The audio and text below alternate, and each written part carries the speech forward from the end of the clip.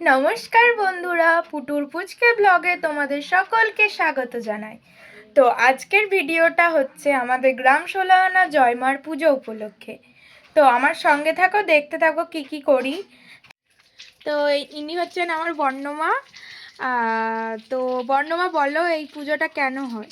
আমার শাশুড়ির কাছে শুনেছি যে আগে পূর্বপুরুষদের নাকি পুরো গ্রাম খুব গরম হয়েছিল, সব কলেরা টলেরা মানুষ মারা যাচ্ছিল, নিয়ে মাকে মানত করে এই ফাল্গুন মাসে আবার নতুন করে নিয়ে এসে পুজো করেছি, তখন গ্রাম ঠান্ডা হয়।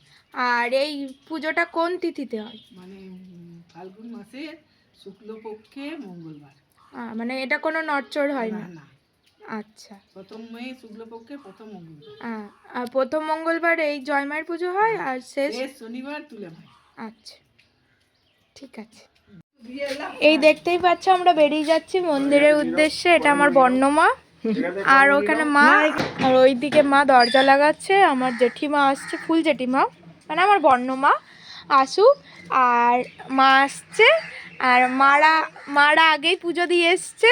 চলো আমার ভালো মার বাড়ি, মানে আমার মেজো মার বাড়ি যাচ্ছি আমার ভাইজিকে নিতে। আমার ভাইজি খুবই লেট লতিফ। এটা আমার ভালো মা, যে আমার ছোট ভাইজি। হাই। ও যাচ্ছি এবার আমাদের মন্দিরের উদ্দেশ্যে। আমার বৌদিরা সবাই চলে গেছে আগেই, কিন্তু আমরা যাচ্ছি এখন। মন্দিরে যাওয়ার দুটো রাস্তা আছে, কিন্তু আমাদের কাছে হবে বলে আমরা এই শর্টকাটটা দিয়েই যাই। যখনই আমরা মন্দিরে যাই তখনই এই গলির রাস্তাটা দিয়েই যাই।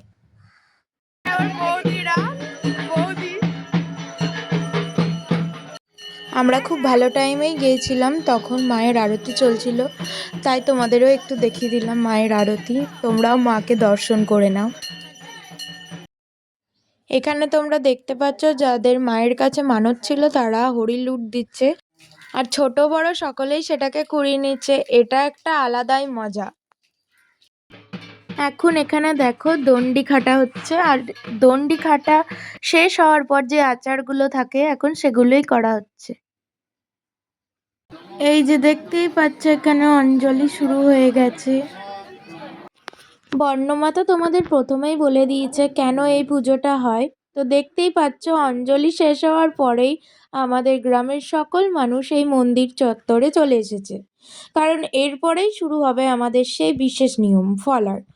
কেউ কেউ মায়ের থানে এসে ফলার করে, আবার কেউ কেউ বাড়িতে করে। এই যে দেখতে পাচ্ছ এবার আমরা বাড়ি যাচ্ছি, এবার আমরা বাড়ি গিয়ে ফলার খাবো। বর্ণমা এখানে ফলারের প্রস্তুতি করছে। এই যে দেখতে পাচ্ছ চিড়ে দিল, এবং সেটাকে মাখবে এবং সবারই পাতে একটু একটু করে দেবে। দেখতেই পাচ্ছ চিড়েটার মধ্যে কলা, চিনি, দই দিয়ে মাখা হবে। অনেকে আবার দুধও দেয়, গুড়ও দেয়। দেখতেই পাচ্ছ বর্ণমা চিড়েটা মেখেছে, আর বর্ণমার হাতের চিড়ে মাখা দারুণ লাগে খেতে। আর এইখানে দেখতে পাচ্ছ সবারই থালায় ভাগ করে দিয়েছে। এরপর আমরা চপ বেগুনি দিয়ে মুড়ি খেয়েছিলাম, কিন্তু সেটার আর ভিডিও করা হয়নি, তাই ছবি দিলাম। সাথে আমাদেরও কিছু ছবি দিলাম। এই দেখতেই পাচ্ছ আমার হাতে এক ঘটি জল আর ধূপ। আমি এখন যাচ্ছি জয়মার মন্দিরে সন্ধে দিতে। তো চলো যাওয়া যাক। মন্দির চত্বরে দেখতেই পাচ্ছ সকলেই সন্ধে দিতে এসছে। আমারও সন্ধে দেওয়া কমপ্লিট, এবার বাড়ি ফেরা যাক। আজকের মতো ব্লগটা এতটুকুই। তো ব্লগটা কেমন লাগলো অবশ্যই জানিও, আর ভালো লাগলে অবশ্যই একটা লাইক করে দিও, আর আমার চ্যানেলটাকে সাবস্ক্রাইব করে দিও।